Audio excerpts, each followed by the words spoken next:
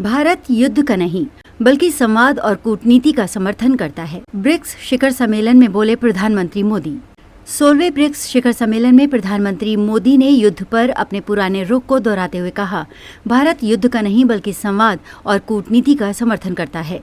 BRICS शिखर सम्मेलन में उन्होंने कहा, जिस तरह हमने मिलकर कोविड जैसी चुनौती को हराया, उसी तरह हम आने वाली पीढ़ी के लिए सुरक्षित, मजबूत और समृद्ध भविष्य के लिए नए अवसर पैदा करने में पूरी तरह सक्षम हैं। इसी तरह हमें साइबर सुरक्षा, सुरक्षित और सुरक्षित एआई के लिए वैश्विक नियमों के लिए काम करना चाहिए। रूस यूक्रेन विवाद का समाधान, शांतिपूर्ण वार्ता। प्रधानमंत्री नरेंद्र मोदी ने रूस यूक्रेन विवाद का समाधान शांतिपूर्ण वार्ता के माध्यम से करने का स्पष्ट रूप से आह्वान करते हुए बुधवार को यहां ब्रिक्स शिखर सम्मेलन में कहा कि भारत युद्ध का नहीं बल्कि संवाद और कूटनीति का समर्थन करता है। अपने संबोधन में मोदी ने युद्ध, आर्थिक अनिश्चितता, जलवायु परिवर्तन और आतंकवाद जैसी चुनौतियों पर चिंता जताई और कहा कि ब्रिक्स विश्व को सही रास्ते पर ले जाने में सकारात्मक भूमिका निभा सकता है। उन्होंने कहा, हम युद्ध का नहीं बल्कि संवाद और कूटनीति का समर्थन करते हैं और जिस तरह हम एक साथ मिलकर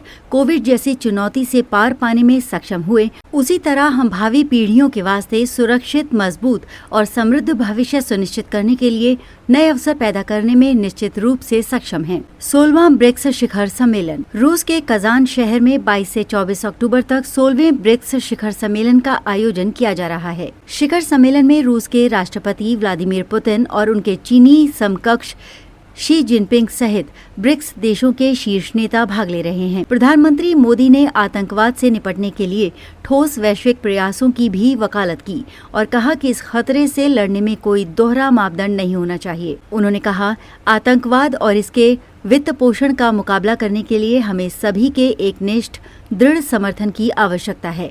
इस गंभीर मामले पर दोहरे मानदंडों के लिए कोई जगह नहीं है। साथ ही मोदी ने कहा कि समूह के देशों को युवाओं में कट्टरपंथ को रोकने के लिए सक्रिय कदम उठाने की आवश्यकता है। उन्होंने कहा, हमें अंतर्राष्ट्रीय आतंकवाद पर संयुक्त राष्ट्र में व्यापक समझौते के लंबित मुद्दे पर मिलकर काम करना होगा।